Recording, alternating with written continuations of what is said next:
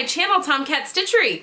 Today I have another tutorial for you, and it is how to do a mitered corner, how to sew a mitered corner. It's a very simple way to sew a mitered corner. Now this can be done on wovens, it can be done on knits if you're doing like a cardigan.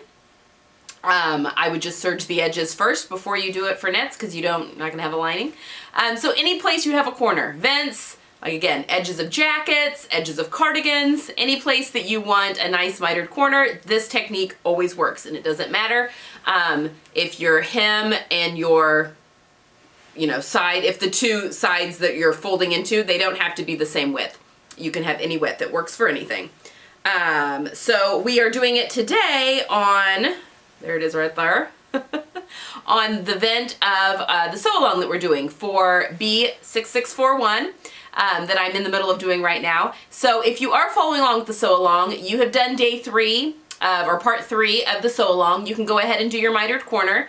I think I said in day 3 to go ahead and bag your lining. Don't do that yet.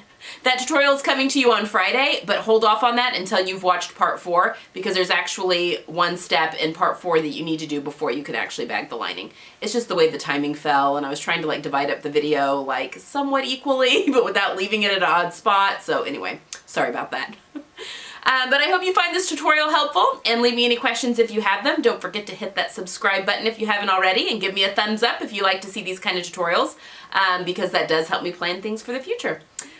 Excuse me. I hope you guys have a great Wednesday, and I will see you again on Friday with the final tutorial of this sew along. Thanks. Bye.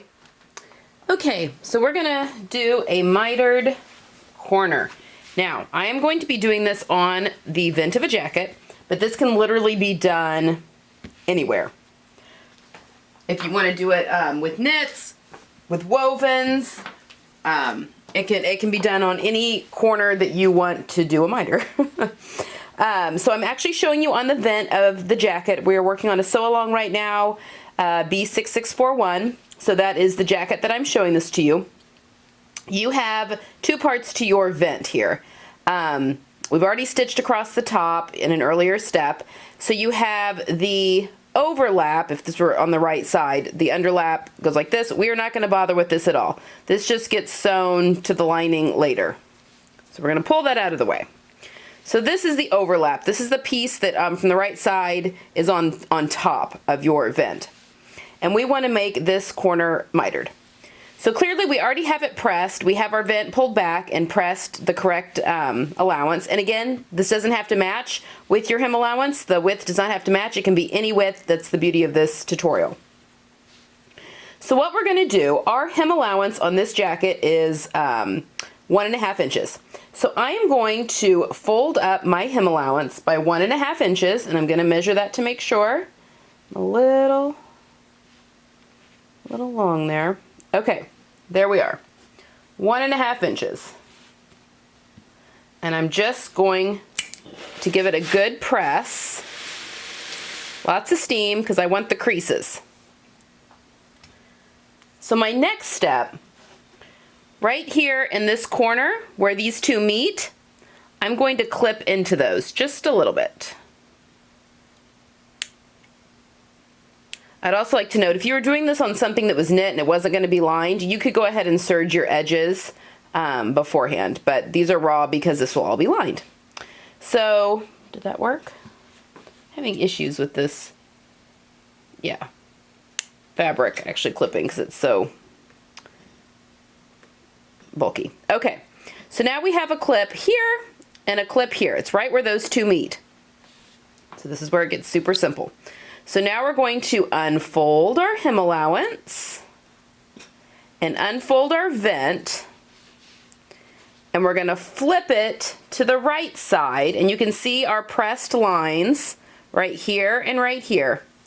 And I'm going to match those notches that I cut. There it is. There's one right there, and there's one right here. And I'm going to match those together. So now, let me turn that so you can see it a little better. So I've matched those notches, and what I'm going to do is pin this so I can talk and point here without it unfolding on me. if you can see, so I'm just gonna mark it in here, kind of. But my pressed lines, I have a pressed line here that is actually bumping up, and then a pressed line here that is actually bumping in. And here's the corner where those two meet. So now, and you can mark this in if it helps, I'm going to sew from my notches to that point. Right like that. And then I'll come right back. Okay, so now I have sewn along this line here. So if we were to turn this,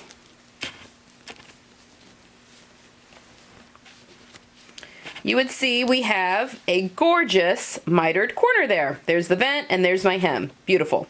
Super bulky though. I always just like to check to make sure everything looks right before I go clipping away anything. So anyway, there we go. We have our mitered corner. So we'll go back in and we're just going to cut off this excess. Now, if you have really bulky fabric, you can definitely take like a point, a tailor's point press thing, and you can press that little part up so that when you flip, you get a really crisp corner, but that's up to you. And everything should fold back on those previous lines you pressed. And there we go. A perfectly, you can hit it with some more steam, a perfectly mitered corner. Okay, I wanted to show you up close. A perfectly mitered corner, right there. Very easy to do, and again, it does not matter. I think that is actually 2 inches and this is 1.5 inches. But these could be any widths. Your hem can be any width, and your vent here could be any width. It doesn't matter. That technique works on sleeves. It works on vents, like sleeve vents. It works on fronts of cardigans. Yeah, anywhere that you have a corner that you want done nice and crisply. So that is a mitered vent.